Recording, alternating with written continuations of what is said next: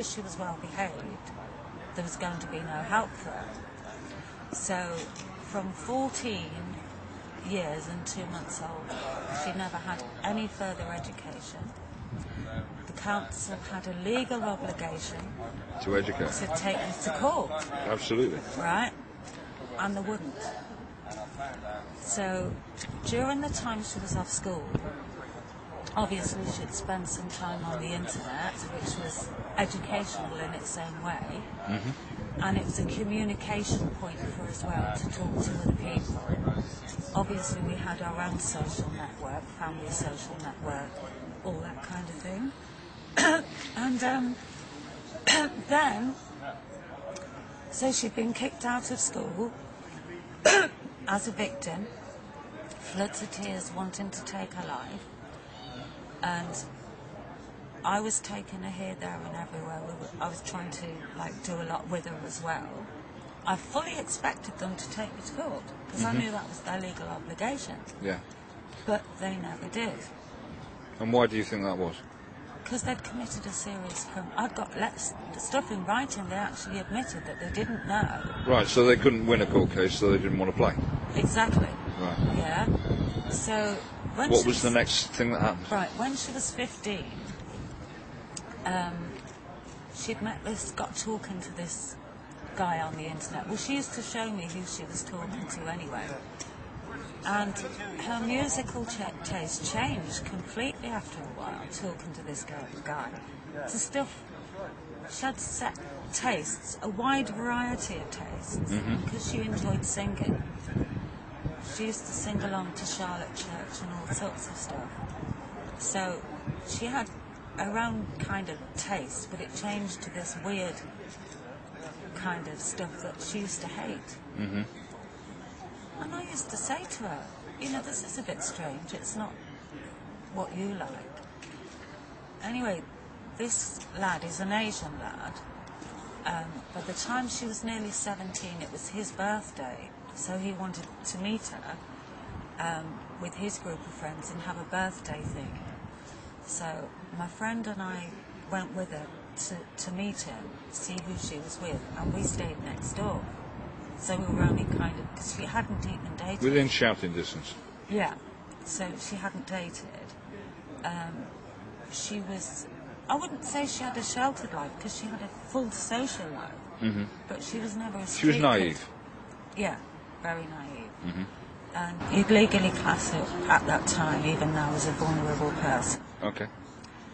So, she is intelligent, but she's not streetwise. Yes. She didn't read I understand body where you're coming from. Yeah.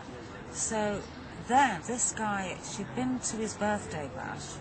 That was in the December. Come January time, now he had no more. He didn't want to see her again after that.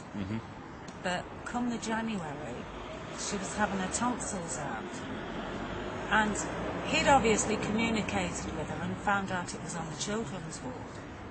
He was at the house at 7 o'clock in the morning, and he never even got up early to come along. And I said to my daughter, this is a bit strange, because he's not your boyfriend, and he's wanting to spend all day with you in hospital. And I thought, well, it's a nice gesture, but you still know it's a bit strange, because it wasn't her boyfriend. So he stayed all day, and then he kept telling me to go home.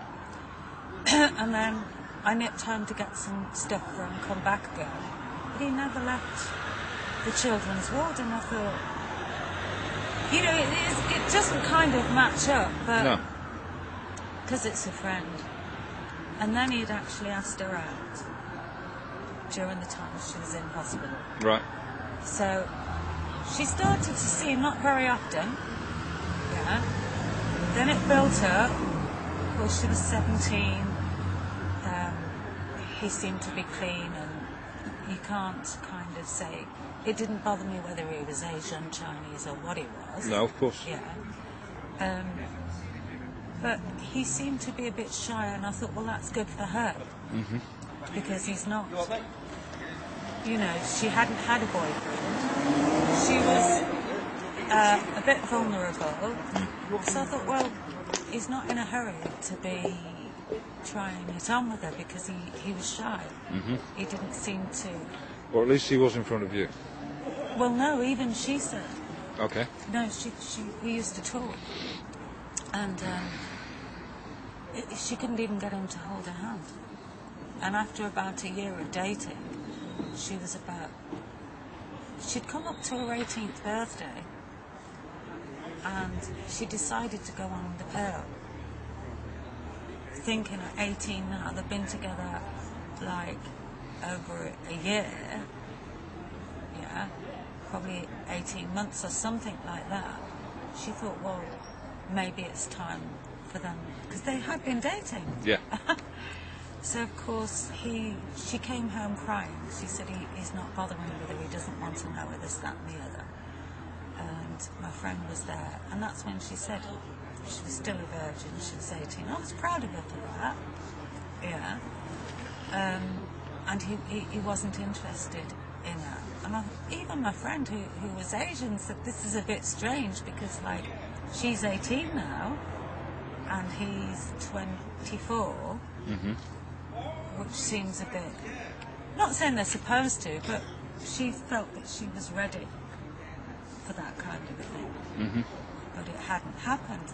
And she said he wouldn't even take his shirt off in front of her. And I thought, maybe it's... You know how you just think, well, actually, it's a nice thing that he hasn't been trying to dive on her and stuff. Being respectful, even. Yeah, but then I started to notice... I was dropping her off to go places with him. He'd only take her up the park with the dog, where the children were. I used to say to her, that's not dating, because you're sitting in the park with the dog. You know, you're not really going out properly very much. But he'll sit up the park all day with you with the dog.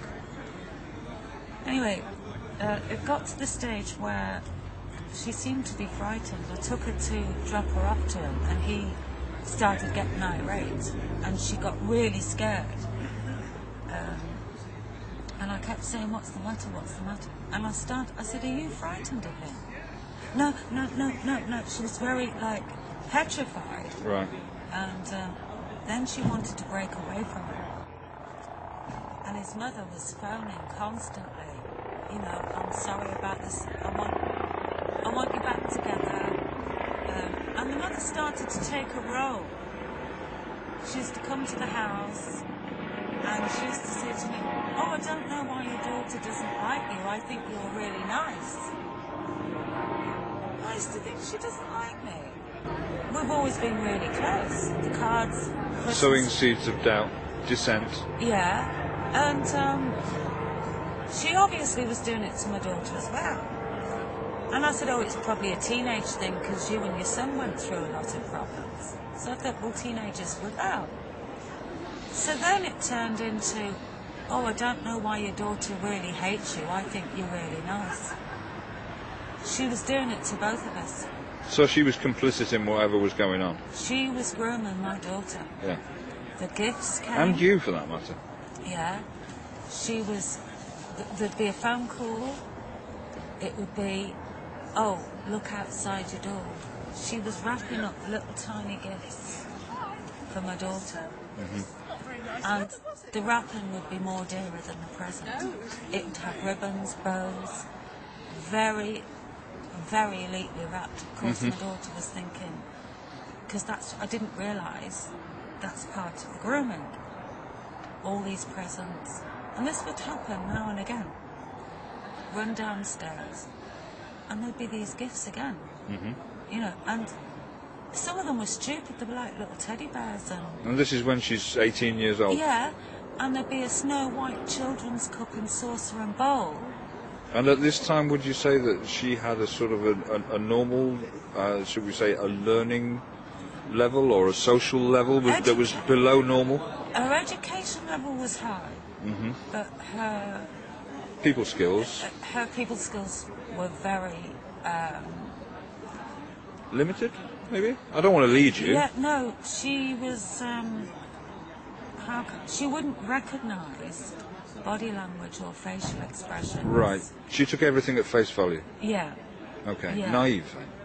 Yeah. But Which is a wonderful thing. intellectually up, but reading people. And Very when trusting. That's it. Yeah. Too trusting. Much too trusting. So what was the next So the next move thing forward? was, I found these tablets in her bag. She'd opened her bag, and I said, "What are these?" I said, "You're anti-tablets like me. You won't take anything." It was Caffeine Pro Plus. All right, yeah. And I said, "You won't even swallow a tablet. If you've needed pain relief, it's had to be in a liquid form." And he'd give her them. She told me he gave her them because she was having sleep problems. Sleep problems, he's giving her caffeine? Yeah. Well, that's a really good idea. Yeah. And So he's compounding the problem. yeah. One time when she'd fell out with him, she said he'd had a serious drug problem, but he hadn't got it now. And he'd lost a lot of time at school. But he did have a major drink problem as well. Yeah. Which come to the surface. Mm-hmm. So eventually, she broke away from him. She hadn't seen him for a month. The mother was phoning constantly round the clock. She'd sent her a letter, I've still got it, about, them breaking up, and she's upset about it. She was literally hounding my daughter day and night on the phone. And we had to turn the phone off. The phone was constant. So it started to get like, when I had visitors, family, friends, she'd get a bit anxious. And of course the dog would start to play up. Mm-hmm. But if she was out and visitors came, the dog was fine. So he was picking up something from her? Yeah. Only a little dog. Mm-hmm. And this particular day, a friend came and I was helping her out with a legal case. She's Asian. She'd been racially discriminated against. So I was helping her out to protect her and help her with her case. So she came and the dog started playing up. And because my daughter doesn't recognise certain things, she thought it was cruel for me to put the dog in the kitchen, let the person through the front door, through the hall, into the lounge, onto the sun lounge at the back of the house. Yeah. She thought that was cruel. Mm-hmm. And then he could be released from the kitchen. He could have the front room, the hall, the upstairs. Everywhere bar the sun lounge? Everywhere, but she wasn't getting it. Mm-hmm. But I do realise she was stressed because the guy's mother was phoning her. She wanted to break away. And I could see, I started to notice she was scared of him. Mm-hmm.